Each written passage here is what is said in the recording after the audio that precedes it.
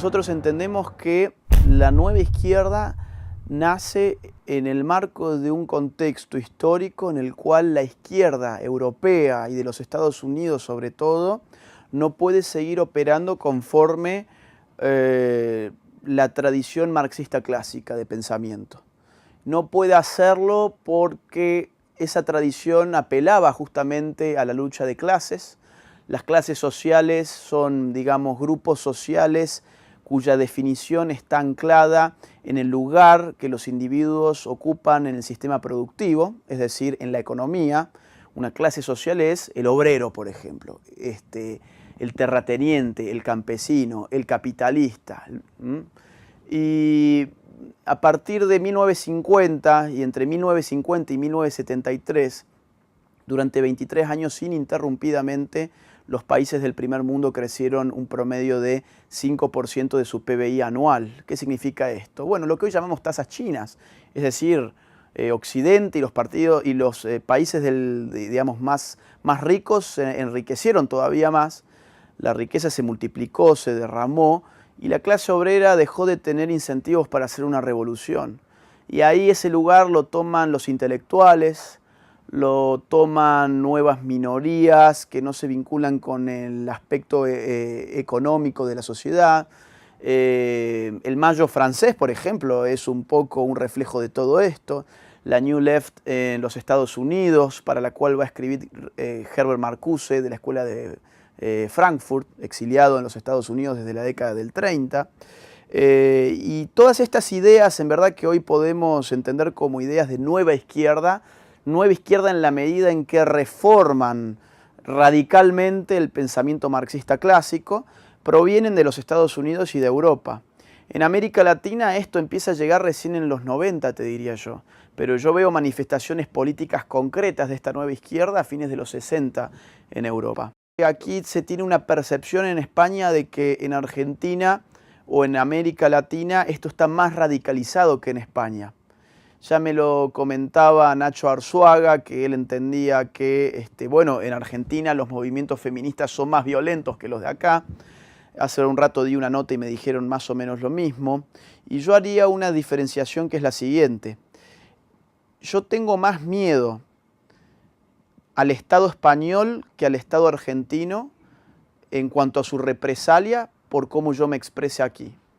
Es decir, si yo digo en esta nota, por ejemplo, que Miss Universo España, Miss España, es un hombre que se disfraza de mujer y no es una mujer, y es injusto para las mujeres que un hombre, digamos como él, ocupe ese lugar que es para las mujeres, yo le tengo más miedo al Estado español que al argentino si yo en Argentina dijera que Florencia de la B, que es un transexual de Argentina, un transgénero, en verdad, no un transexual, un transgénero de Argentina no es una mujer, sino que es un hombre que se disfraza de mujer. ¿Por qué? Porque aquí en Europa la radicalización está institucionalizada. Entonces los movimientos sociales en sus bases no necesitan radicalizarse tanto como en América Latina, donde están presionando para que el Estado institucionalice esa radicalización. Así que yo creo que así sería más el análisis. En América Latina los grupos de base están peleando de forma violenta contra nuestras ideas porque el Estado todavía está más o menos light. En cambio, en países como el de España, el Estado está peleando contra nuestras ideas. Es más peligroso a mi juicio. El populismo es una estrategia política, es una forma discursiva de construir lo político.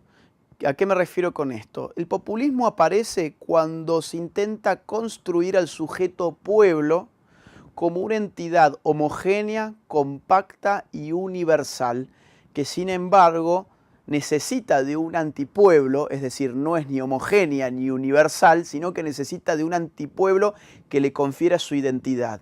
Ese juego discursivo político estratégico es lo que llamamos, a mi juicio, el populismo. De modo que populismo no vendría a ser una ideología como tal. Puede haber un populismo más de izquierda, más de derecha. El populismo, como te digo, es una forma de construir al pueblo para usarlo políticamente. Entonces, cuando hablamos de nueva izquierda, yo te diría, estamos hablando de una ideología que busca crear nuevos tipos de conflictos para utilizarlos políticamente siendo esos conflictos no anclados en las disputas económicas, sino en las disputas culturales. Por ejemplo, indigenismo. Por ejemplo, multiculturalismo y el problema migratorio. Ideología de género, feminismo, LGBT, derechos humanos en versión ideológica, garantismo penal. Todos estos nuevos sismos que aparecen en un contexto en el cual se nos había asegurado que las ideologías ya no tenían lugar, están inscriptos en los paradigmas de la nueva izquierda, que, como digo, abandona la idea de hacer una lucha de clases económica para modificar la estructura social y dice, bueno, vamos a hacer una revolución de otro tipo, cultural. Y para hacer una revolución cultural ya no me interesan las fábricas, ya no me interesan los campos con sus campesinos, como hubiera hecho Mao, sino que lo que me interesa son las universidades, son los canales de la tele, son las radios, los diarios, las escuelas, los jardines de infantes, las iglesias, los movimientos sociales. Todo eso es lo que me interesa y eso es donde mira la nueva izquierda. Yo creo que, como objetivo inmediato es darle algo a la izquierda que hacer en un mundo donde la revolución comunista estilo revolución rusa ya no tiene ningún lugar en la historia. Ellos ya saben, no vamos a volver a ver a los obreros encolumnados con los trapos rojos haciendo la revolución y un Estado soviético en este siglo. Entonces, ¿qué tenemos? Bueno, que conformarnos con lo que sí podemos hacer. ¿Qué es esto? Otro tipo de conflicto, nos mantienen el financiamiento, nos mantienen la presencia en la calle, nos mantiene el negocio de la política. O sea, hay un objetivo inmediato que es ese. Ahora, si vos me preguntás por el objetivo a largo plazo, por la meta final que tendría esta nueva izquierda, yo te respondería con las inscripciones que esta nueva izquierda en su bautismo dejó en las calles de París y sobre todo en el barrio latino, que era, por ejemplo, seamos realistas, demandemos lo imposible. Era, por ejemplo, cuanto más hago el amor, más quiero hacer la revolución, y cuanto más hago la revolución, más quiero hacer el amor. Y era, por ejemplo, seamos realistas, exijamos lo imposible y la imaginación al poder. ¿Y qué tiene que ver esto con Marx y con la vieja izquierda? Nada. Marx quería lo posible y no solo lo posible, quería, bajo su forma de ver las cosas, lo científicamente necesario. La historia tenía un telos, tenía un lugar de llegada, tenía un orden y él se anticipaba a ese orden. Era él era como un profeta político. Y estos no, estos dicen, no sé qué va a venir. Nosotros queremos la imaginación al poder, lo imposible al poder. ¿Qué significa? Significa asumir que la izquierda es nada como fuerza de construcción, pero es todo como fuerza de destrucción. Y si no puede construir nada, por lo menos reventemos todo lo que hay y después veamos qué es lo que seguirá. La izquierda ha sido muy hábil en cuanto a su discurso. Antes era cruda. Vos antes leías La revolución y el Estado de Lenin, por ejemplo, y el tipo, ahí revolución sin violencia, vamos a tomar el Estado, hacer la dictadura del proletariado, lees a Marx, te dice lo mismo, lees a Mao Zedong, te dice lo mismo, lees a Che Guevara y festeja los fusilamientos, y dice que lo va a seguir haciendo. Es decir, vos lees a la vieja izquierda y por lo menos la vieja izquierda era sincera. La nueva izquierda ha entendido el juego de la propaganda política y sobre todo ha entendido que la guerra cultural es una guerra lingüística, es una guerra filológica, es decir, es una guerra por la lengua, a tal punto que ahora estamos hablando de lenguaje inclusivo. Ahora resulta que como hablábamos mal, éramos tan tontos que no sabíamos hablar y cada vez que hablábamos y decíamos, por ejemplo, todos, no estábamos refiriéndonos a todos, sino que nos estábamos refiriendo solo a los hombres y no incluíamos ni a las mujeres, ni a los transexuales, ni a los bisexuales, ni a los homosexuales, ni a las lesbianas, etc. Y ahora tenemos que decir todes. Esta gente tiene la habilidad de disfrazar lo opresivo como liberador y lo excluyente como inclusivo. Te pongo un ejemplo. En la Argentina tenemos el caso de un jugador de hockey que se autopercibe mujer, él es hombre, es un transgénero, quiere jugar al hockey con las mujeres en la liga oficial de hockey femenino, la liga lo aparta porque las mujeres de los equipos rivales dicen, oigan, yo vengo acá a jugar con otras mujeres, seamos sinceros, que yo quiero venir y hacer esto.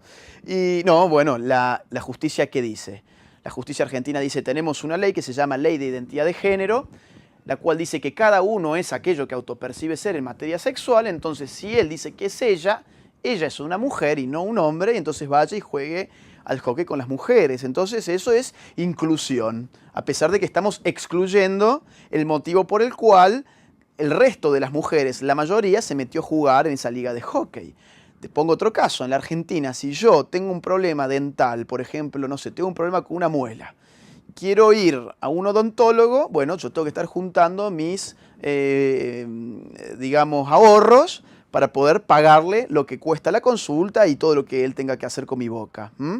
Ahora bien, si yo digo, yo no soy Agustín, yo soy Agustina, voy al Estado, firmo un par de formas, me dan mis hormonas, ¿para qué? Para que no me crezca la barba, para que se me afine la voz, y si yo quiero también me financian el mal llamado cambio de sexo, que es que me rebanen los genitales.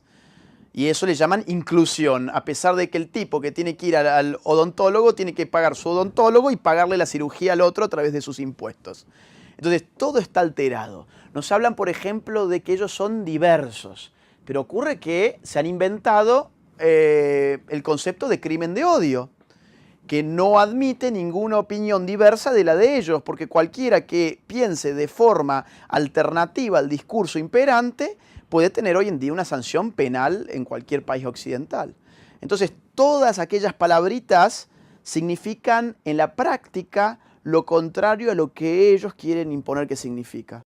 Primero que nada, acá hay que diferenciar muy bien la orientación sexual de un individuo con lo que nosotros llamamos ideología de género. Es decir, la orientación sexual de una persona X y lo que esa persona X hace en su cama, mientras no sea con niños y mientras no violente la ley, a mí me tiene sin cuidado. Que en el marco de su intimidad viva su sexualidad como le plazca. Otra cosa es la ideología de género, que la ideología de género no puede operar sin estatismo. Y ahí yo diría, es una falacia pensar que esto no se mete con uno. Porque cuando hablamos de estatismo estamos hablando de política. Y cuando hablamos de política estamos hablando de aquella dimensión de la existencia que nos involucra necesariamente a todos. Que yo me sienta al margen de la política no significa que la política se sienta al margen mío. La política me sigue controlando igual que siempre y todavía más, porque a la política le conviene que yo me piense que yo estoy al margen de ella, porque puede operar sobre mí con mi desconocimiento. Entonces las personas que dicen, no, a mí no me interesa esto, mientras no se metan conmigo, yo no tengo nada que hacer acá, yo les diría, ya se están metiendo con vos, porque ya están en la política y están utilizando al Estado para hacer obligatoria su ideología. Si esto no gozara de estatismo, es decir, si no gozara de un sistema que acoraza con coerción estatal una ideología que es la ideología de género, entonces la ideología de género sería un dogma al cual un grupo de tontos que se autoengañan adhieren y tendrán su club e irán y se autoengañarán, yo soy una mujer, yo soy Superman o yo soy Napoleón Bonaparte. Ahora, el problema es que esto no es así. Ese dogma se ha trasladado a la esfera estatal, se ha hecho currícula escolar para los niños, se ha prohibido a la gente opinar en disonancia con esos dogmas de género. Hoy es oficial en todas las universidades que se traten estos temas y hoy se legisla para limitar las libertades en este campo. Entonces, ¿no se mete con vos? No, sí se meten con vos, pero tenés que abrir bien los ojos.